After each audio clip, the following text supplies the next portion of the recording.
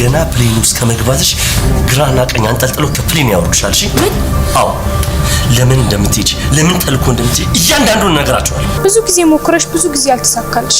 ምናልባት ፈጣሪ ራስሽ እንድትሆኚ ብዙ ጊዜ ድረስ ሰጥቶሽ፣ አንቺ ግን አንድም ጊዜ ያንን ድረስ ስትጠቀሚ አላየሁሽ። አንቺ ግን የሰው ጉድጓድ ከመቆፈር ወደ ኋላ አትሽ። ባይገርምሽ እኛ ብቻ ሳንሆን ፈጣሪም ባንቺ ተስፋ ቆርጧል። የተናገርኩትን አድርገዋለሁ። ይቅርታ። ይህን የመሰለ የህሊና ቢስ ስራ ደግፌ ከጎንሽ ልቆም አልችልም። እኔን እኮ እንደ ተላላኪ ነበር የተጠቀማችሁ፣ ድልድያችሁ ነው ያደረጋችሁ። እንግሊዝ አይደለም ለምን እንጦሮጦስ አይገባም። እኔ ምንም ያገባኝ ነገር የለም። ዴቭ ድምጽሽን መስማት አለ እና እኔን እሺ፣ ከዚህ በላይ ልታገስሽ አልችልም። እስከ ዛሬ ብታገስሽ ለህሊኔ እረፍት ለመስጠት ገባሽ? ግን ምህረት ለማይገባው ሰው ነበር እድሉ ሰጥ ነው ገባሽ? እንደዚህማ በጭራሽ ታርገኛችሁ አድርጌዋለሁ። ወደፊትም የመገናኘት እድል ካለን አደረገ ማሪን ብለ እግሬ ላይ እንድትወድቅ ነው ማደርገ። እያንዳንዱ እጄ ደግሞ አንተ ገደል የምትገባበት ነው ሆኖ። እሺ ይኸውልህ፣ እንደዚህ አጎንብሼ እንደወጣው ምቀር እንዳይመስልሽ። ከቀናት በኋላ ፍርድ ቤት እገትርህና የሚገባኝ እያንዳንዷን ድቡሎ ሳንቲም እንኳን ሳትቀር ተካፍዬ እንደምወጣ አውቅሽ። ገና ይሄንን ቤት ካረገጥኩበት ቀን ጀምሮ ዴቭ እንደምታጣው ይሰማት ነበር እና እሱን ያሳጣኛል ብላ የምታስበው ሰው ላይ ሁሉ ጦሯን ትወረውር ነበር። በስተመጨረሻ ቢያጦር ራሷን ወቅቷ አለበት። ግን ለዚህ ነገር ምክንያቱን አይደለም። አላሳዝንህም? አንተ ራሱ ሰው ሆነህ እንዴት በዚህ ልክ ሰው ላይ ትጨክናለህ? እኔ የሚገባሽን ነገር ነው ያደረኩት።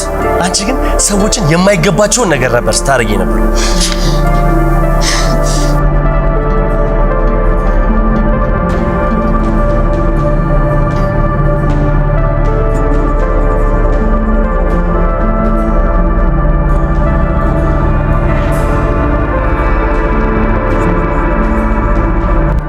ሂዋን አሁን ላይ መሄዷ ግድ ሆኗል ማለት ነው። ዴቭ ሊያስቆማት ቢሞክርም ግን በፍጹም ልትቆም እንደማትችልና መሄዷ በጣም አስፈላጊ እንደሆነ ነግረዋለች ማለት ነው። እሱ እንግዲህ እያሰበ የነበረው በፍጹም ልትሄጂ አትጂም፣ እኛ እዚህ ነገሮችን እናስተካክላለን።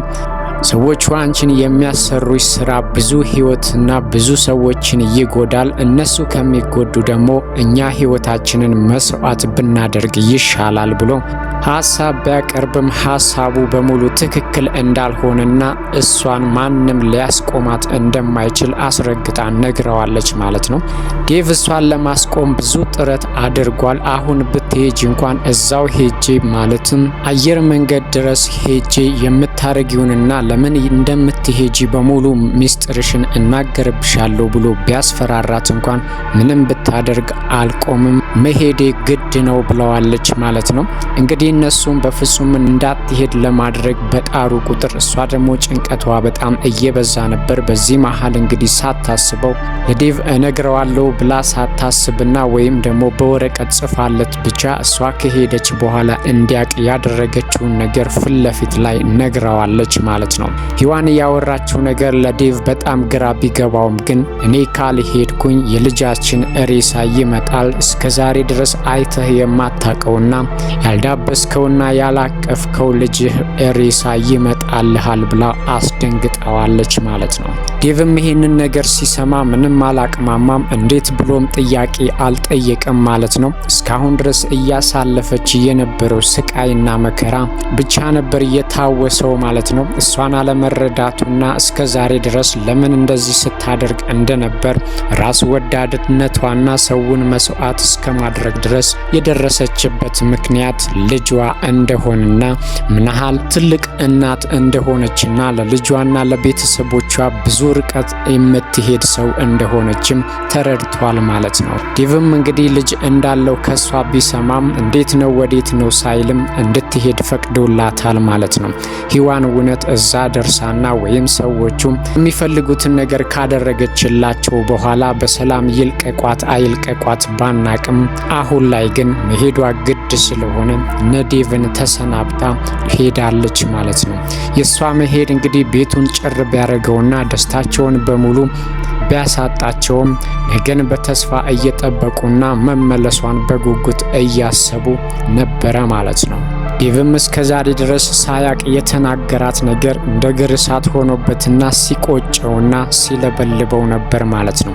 መጨረሻ ላይም እንግዲህ ስልክ መደወልም እንደማይችሉና እንደዚሁ በቀላሉ ሊያገኛት እንደማይችል ስለገባው ዴቭ ወደ እሷ ወዳለችበት የተጻፈለትን አድራሻ ይዞ ሄዶ ከቻለ ሁለቱንም ይዞ ሊመለስ አለበለዚያ ደግሞ አንደኛውን ወይ ልጁን ወይ እሷን ይዞ ለመመለስ በቅድ ላይ ነበረ ማለት ነው። ሮዛም እንግዲህ ሁልጊዜ ስኬት የለምና ሰዎችን እየጣሉና ሰዎችን እያንኮታኮቱ በሰዎች ደስታ ውሃ እየቸለሱና ለሰዎች ጉድጓድ እየቆፈሩ ዘላለም መቆየት ስለማይቻል ሰው ዴቭም ሰው ነውና ትዕግስቱና ሁሉም ነገር ተሟጦ ቢያልቅም ካንዴም 2-3 ጊዜ እድል ቢሰጣትና ወደ ማንነቷ እንድትመለስ ቢመክሯትም እሷ ግን በየቀኑ እነሱን ለማጥፋትና እነሱ ከጠፉ በኋላ ሀብትና ንብረታቸውን በእጇ ለማስገባት ስትጥር እንደነበረ ግልጽ ነው ማለት ነው። ዴቭ ግን ዛሬ የሰማው ነገርና እስካሁን ያደረገችውን ነገር በሙሉ እጥፍ የሚያሳዝንና ከሷ የማይጠበቅ ነገር እንዳደረገች በስልክ ስትናገር ስለሰማት ምንም ሳታስብና እሷም ይሄ ይሆናል ብላ ያልጠበቀችውን ነገር ዴቭ አድርጎታል ማለት ነው። በስልክ ስታወራ እነ ባንቴሮንና ሔዋንን ለዚህ ችግር የጋረደቻቸውና የዚህ ሁሉ ጠንሳሽና ወይም ሰዎቹ ነገሮች እንዲመቻችላቸውና ሔዋንንና ባንቴሮን በእጃቸው እንዲያስገቡ ትልቅ መንገድ እየከፈተችው ሮዛ እንደሆነችና አሁን ላይ ደግሞ ከነሱ ጋር ተስማምታና ተባብራ መስራት እንዳልቻለች እነሱም እሷን መረማመጃና መጠቀሚያ እንዳደረጓት ስለሰማ በስልክ ስታወራ ይሄንን ስለሰማ ምንም ነገር መታገስና ራሱን መቆጣጠር ስላቃተው ምንም ሳትል ሻንጣዋን ብቻ አውጥቶ ድጋሚ ላይሽ አልፈልግም፣ እስከ ዛሬ ድረስ ያደረግሽኝና የበደልሽኝ በሙሉ እኔ ከበቂ በላይ ነው፣ ስለዚህ አሁን እዚህ ጋር ይበቃናል ብሎ ሳታስበው ሻንጣዋን አምጥቶ ሰጥቶ ድጋሚ እዚህ ቤት እንዳትመጣ አስጠንቅቆ ለአንዴና ለመጨረሻ ጊዜ አባሯታል ማለት ነው። ሮዛም እንግዲህ ነገሮች እንደ በፊቱ ሊቀሉ መስሏት ነበረ፣ ግን በጣም ከብዶና ዴቭ ደግሞ ትዕግስቱ ጥግ ድረስ አልቆበት ነበር ያገኘችው ማለት ነው።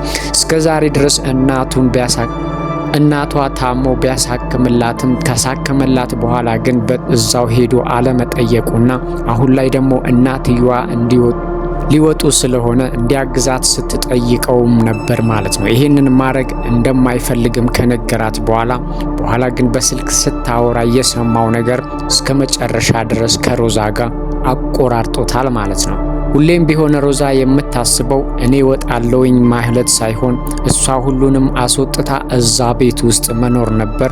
ሀሳቧ ግን የተገላቢጦሽ ሆኖባታል ማለት ነው። ዴቭንም በቀላል ልትለቀው እንደማትችልና ፍርድ ቤት ድረስ ሄዳ የሚገባትን እኩል እንደምትካፈል ስትነግረው በመጀመሪያው ላይ ሌላ ያላሰበችውን ነገር ጨምሮላታል ማለት ነው። ያላቸው ንብረት ምንም እንደሌላቸውና ባዶ እንደሆኑ የሚያሳይ ወረቀት ካሳያት በኋላ የነበራትን ተስፋ በሙሉ አሟጦባታል። ዴቭ በእርግጥ ሁሉም ነገር አለው፣ ሀብትና ንብረቱን ወዴት እንዳደረገው ባናቅም አሁን ላይ ግን ምንም ነገር የለንም፣ እኔም አንቺም ብንሆን ባዶ ኪሳችንን ነን። አንቺ ደግሞ ከዚህ በፊት የነበረሽን ነገር በሙሉ በዚህና በዛ ብለሽ ጨርሰሽዋል፣ አባክነሽዋል። ስለዚህ አሁን ላይ ወደፊት የሚጠብቅሽን መከራና ስቃይ ለመጋፈጥ ዝግጁ ሆኚ ብሎ ምንም ጊዜም ሳያጠፋና እንደ በፊቱ ርህራሄውንና ደግነቱን ሳያሳያት ከቤት አባሯታል ማለት ነው። ሮዛም እስከ ዛሬ ድረስ እንደዚህ መከራና ስቃይ የከፈለችለት ነገር መና ቀርቶባታል። ብዙ ነገር አድርጋለች እሷ እዛ ቤት ውስጥ ለመቅረትና አለበለዚያ ደግሞ እነሱን አስወግዳ ሁሉም ነገር የራሷ የማድረግ ህልሟ ከእናቷ ጋር ብዙ ነገር ሲያወሩና ሲሰሩ እንደነበረ ግልጽ ነው። አሁን ላይ ግን ሮዛ ባዶዋን ቀርታለች ማለት ነው። አሁንም ቢሆን ሮዛ ከቤት ትባረር እንጂ መቼም ቢሆን ለነሱ እንደማትተኛና አርፋ እንደማትቀመጥ ግልጽ ነው። ለአሁን ላይ ግን ሮዛ በጣም ተሰብራለች ማለት ነው። እንግዲህ ዴቭም የተወሰነ ብር ለአንዳንድ ነገሮች እንዲሆናት ብሎ ከሰጣት በኋላ ወደ እናቷ ጋር እየሄደች ባለችበት ሰዓት ደግሞ ስልኳንና ቦርሳዋን ሌባ ወስዶባታል። ስለዚህ ሮዛ አሁን ለሚደርስባትና ከዚህ በኋላም ለሚደርስባት መከራና ስቃይ ማንንም መውቀስ አይኖርባትም። ከራሷ ውጪ ማለት ነው። መቼም ቢሆን እሷ ራሷን መውቀስ አትችልምና ሁሌም የምታደርገው ነገር በሙሉ ትክክል ነው ብላ ስለምታስብ አሁን ምናልባትም ወደፊት እያደረገች የነበረችው ነገር ናል አስከፊና ወይም ዋጋ እያስከፈላት እንደሆነ ሊገባት ይችላል ማለት ነው። ምክንያቱም ዴቭ በጣም ጥሩና አይደለም ለሷ ለሌሎች ራሱ በጣም የሚጨነቅ ሰው ነበረ። እሷ ግን ዴቭን ካጣችው ቆይታለች ማለት ነው። ሉሊት እንኳን ከአንዴም 2-3 ሮዛን ለመምከር ብትሞክርም ዛሬም እንግዲህ በፊት ብዙ እድሎች ነበሩሽ፣ አሁን እንኳን ሰው ቀርቶ ይቅርና ፈጣሪ እንኳን በአንቺ ተስፋ የቆረጠ ነው የሚመስለው። ከቻልሽ ራስሽን ወደ ማንነትሽ ለመመለስና ወደ ሰውኛ አስተሳሰብ ለመመለስ ሞክሪ ብላ ልትመክራት ብትሞክርም እሷ ግን በቀላል የምትመከርና የምትበገር ስላልሆነች እናትሽን ከዚህ አባረር ያለው ተረኛው ደግሞ አንቺ ነሽ እያለች መፈከር ብቻ ነበር ማለት ነው። ሌላው ባንቴሮ በሂዋን መሄድ ምን ያህል ልቡ እንደተሰበረና እንዳዘነ ግልጽ ነው ማለት ነው። ምንም የሱ ባትሆንና ከሱ ጋር አብራ እሱ እንደሚያስበው ፍቅር ባትቋደስም አብራው በአካባቢው እንድትሆን ግን ሁል ጊዜ ምኞቱ ነበረ። አሁን ላይ ግን ጋጠማቸው ነገርና እሷ ምንም መቅረት እንደማትችል እርግጠኛ ስለሆነ መቼም ቢሆን አካሌ ቢሸኝሽም መንፈሴ ካንቺ ጋር ነው ያለው ብሎ መሄዷ ከማዘንና ከመሰበር ውጪ ምንም ማድረግ አልቻለም ማለት ነው። እሷ ከሄደች በኋላ እንግዲህ ቤቱ ምን ያህል ጭር እንዳለና ደስታቸው ራሱ ምን ያህል እንደጠፋ አይተናል ማለት ነው። በስተመጨረሻም ያዘኑበትና የተከፉበት ሁሉ ነገር እንግዲህ ደስታ በደስታ አድርጓቸዋል። ሂዋን ከሄደችበት ተመልሳ መታላቸዋለች ማለት ነው። ዴቭም እሷ ባትመለስ ኖሮ እስከ መጨረሻው ያለችበት ጥግ ፈልጎ ወይ እሷን ወይ ልጁን ይዞ ለመመለስ እቅድ ላይ እንደነበረ ሳለ ሳያስቡ በር ተከፍተው ሂዋን ከሄደችበት በሰላም ተመልሳለች ማለት ነው። ስለዚህ አሁን ላይ የሂዋን መመለስ እንግዲህ ለነሱ ደስታ ነው የሚሆነው ማለት ነው። ምክንያቱም ሮዛ ከቤት ውስጥ ስለተባረረች ቤቱ ምንጊዜም ሰላምና ደስታ የሞላበት ይሆናል ማለት ነው። ሂዋንም ሳትፈራና ሳታዝን ዴቭን እንደፈለጋት ለማቀፍና እንደፈለጋት ለማዋራት ሳትሳቀቅ ሊረዳት ወይም ደግሞ ይሄ ነገር ለሷ ሊፈጠርላት ይችላል ማለት ነው።